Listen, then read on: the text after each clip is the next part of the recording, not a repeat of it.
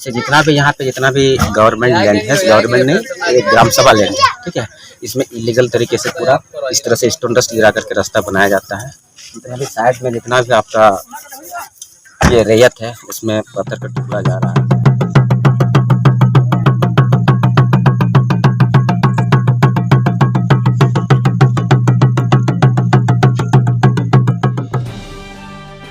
जोहार दोस्तों, नमस्कार, स्वागत है आपका संताली अड़ंग चैनल में। तो दोस्तों, आए दिन देखा जाता है कि आदिवासी क्षेत्रों में पत्थर खदान, कोयले खदान और कल कारखाने लगाए जाते हैं और विस्थापितों और खदान से बुरी तरह से प्रभावित होने वाले लोगों की एक न सुनी जाती है। इसके पीछे खदान या कारखाने और सरकारी कर्मचारियों प्रशासन की मिली भगत नजर आती है। दोस्तों, आप सबको पता है कि आदिवासी क्षेत्रों में, शेड्यूल एरिया में, अनुसूचित क्षेत्रों में परंपरागत प्रधान माझी हड़ाम और आतू माझी बैसी ग्राम सभा की अनुमति के बिना गांव के एक पत्ता को भी कोई उठाकर ले जा नहीं सकता।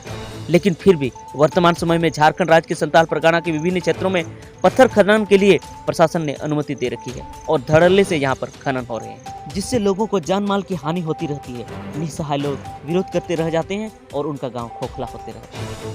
इसी तरह का एक मामला नजर आया है झारखंड राज्य के जामताड़ा जिले के नारायणपुर प्रखंड के नयाडी गांव में। भोले भाले लोगों को बहला फुसलाकर ग्राम सभा पेपर तैयार किया गया, जिन्हें खदान के दुष्प्रभाव के बारे में मालूम ही नहीं था। और अब पत्थर खनन का कार्य पिछले कई वर्षों से चालू है। जब कोई ग्रामीण इसके विरोध में आवाज बुलंद करता है तो पत्थर खदान के दलालों के द्वारा जान से मारने की धमकी दी जाती है। पत्थर खदान में भारी विस्फोट के कारण कई लोगों के घरों में दरारें पड़ गई हैं। पत्थरों के धारदार टुकड़े खेतों में गिरने के कारण, साथ ही डस्ट के बहकर जाने के कारण उपजाऊ खेत अनुपजाऊ हो गए हैं। गांव का जलस्तर भी बहुत नीचे पहुंच गया है, जिससे पीने के पानी के लिए भी बहुत कठिनाइयों का सामना करना पड़ता है।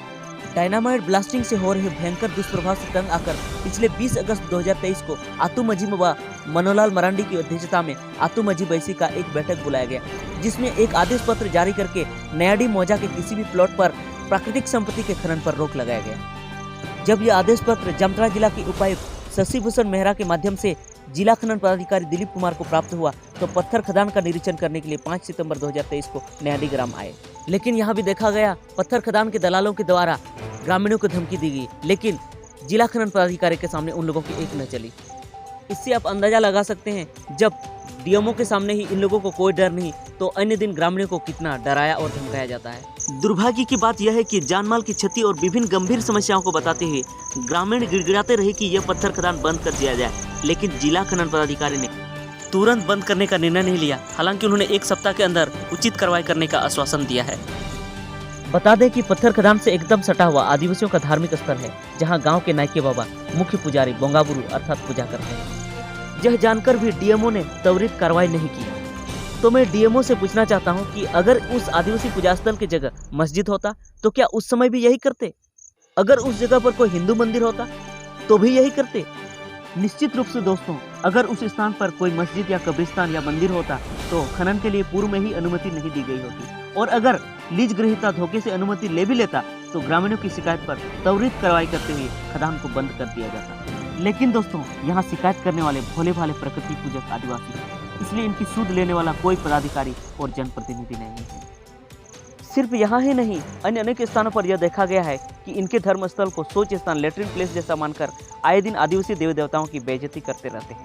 साथ ही आदिवासियों को मंदबुद्धि जानवर के समान माना जाता है, जिसकी बातों को थोड़ी भी तवज्जो नहीं देकर इनके साथ जानवरों जैसा व्यवहार किया जाता है। तो मैं प्रशासन और जनप्रतिनिधियों से पूछना चाहता हूँ कि क्या यह आज़ाद भारत है या फिर अंग्रेज शासित भारत? क्या यह भारतीय संविधान से चलने वाला भारत है या फिर डलहौजी की फूट डालो और शासन करो की नीति से चलने वाला भारत? अगर यह संविधान से चलने वाला भारत है तो फिर आतू माझी बैसी ग्राम सभा के आदेश का पालन क्यों नहीं किया जाता है? जबकि रूढ़ी प्रथा को संविधान के अनुच्छेद 13(3) क के तहत विधि का बल प्राप्त है, जिसके तहत आतू माझी बैसी जो भी निर्णय लेती है उसे सरकार को माननी पड़ती है। आज मैं इस YouTube मंच से केंद्र और राज्य की सरकारों को आगाह करना चाहता हूं कि अगर इसी तरह आदिवासियों और मूलवासियों पर अत्याचार होता रहा, इनकी समस्याओं के समाधान की ओर ध्यान न दिया गया, इनके धर्मस्थल और अन्य खेती योग्य जमीन को बर्बाद करता रहा, तो आदिवासियों के दिलों पर गहरा आघात पहुंच सकता है और मजबूरन आदिवासियों को हथियार उठाना पड़ सकता है, जिसका जिम्मेवार केंद्र और राज्य की सरकारें होंगी। दोस्तों, आदिवासी ईमानदार, सीधे साधे, भोले भाले होते हैं, जो किसी को नुकसान पहुंचाना नहीं चाहते, और कोई अगर इनको नुकसान पहुंचाता है तो भी ये चुप रह जाते हैं। यह सोचकर कि वह अगर नहीं समझ रहा है तो क्या मैं भी नहीं समझूं? और ये लोग ये भी कहते हैं कि बेईमानी से कोई बड़ा आदमी नहीं बन सकता। इसी कारण यह देखा गया है कि दलालों से न लगकर अनेक आदिवासियों ने अपनी जमीन खो दी। लेकिन दोस्तों, इसका मतलब यह न समझा जाए कि आदिवासी सोए हुए रहते हैं, इनके साथ बार बार अत्याचार किया जाए, इनके ज़मीनों को बार बार लूटा जाए, इनके धर्मस्थल को बार बार बर्बाद किया जाए। हाँ, आदिवासी सोए हुए जरूर होते हैं, लेकिन आदिवासी सोए हुए लोमड़ी और सियार नहीं होते हैं। आदिवासी सोए हुए भेड़ और बकरी नहीं होते हैं। आदिवासी सोए हुए शेर होते हैं, जो अगर जागे तो अपने अधिकारों को झपट कर लेना भी जानते हैं। कैमरा हुआ। सबसे पहले तो आप लोग को धन्यवाद देना चाहेंगे कि आप लोग मेरा बात को आगे तक ले जाने के लिए सहयोग कर रहे हैं। तो देखिए, यहाँ पे हम लोग का विगत आपका 8 साल पहले से ये माइनिंग आपका चल रहा है, ठीक है। इसे जितना भी यहाँ पे जितना भी गवर्नमेंट लैंड है, गवर्नमेंट ने एक ग्राम सभा लैंड है, ठीक है। इसमें इलीगल तरीके से पूरा इस तरह से स्टोन डस्ट गिरा करके रास्ता बनाया जाता है। जितना भी साइड में जितना भी आपका ये रैयत है, उसमें पत्थर का टुकड़ा जा रहा है, जिसे किसान उसान खेती नहीं कर पा रहा है, पैर में चोट लग रहा है। साथ ही साथ इसमें जो हैवी ब्लास्टिंग होता है about 20 to 30 metres heavy dynamite द्वारा, लेकिन हैवी ब्लास्टिंग होता है कि आसपास में जो है ना भूकंप आने लगता है, पूरा घर का खपड़ा हिलने लगता है, दीवार फटने लगता है। गरीब दुखी जब इसके ऊपर में आवाज़ उठाता है तो लोकल पॉलिटिक्स लीडर, गाँव का दलाल सब इसको बोलता है, वो सबको डायरेक्ट बोलता है, थोड़ा देख ले और की कर ले, जहाँ जाए खोजो। आप क्या चाहते हैं? सर हम यही चाहते हैं, हम नहीं चाहते हैं, पूरा ग्रामीण का काम है। हम लोग ग्राम सभा डीएम ऑफिस भी दे चुके हैं, माइनिंग ऑफिस भी सर को दे चुके हैं, ठीक है। हम लोग तो इस पर रोक लगाना चाहते हैं, क्या है कि हम लोग का पे क्षति हो रहा है, ठीक है। गड्ढा उड्ढा करके चला जा रहा है, सब कुछ हम लोग का बर्बादी हो रहा है। हम तो यही बोलेंगे आप लोग से, सब जनता से, गवर्नमेंट से, सरकार से, कि ये माइनिंग हम लोग का बंद हो, जिससे हम लोग यहाँ पे आदिवासी सही रूप से रह सके।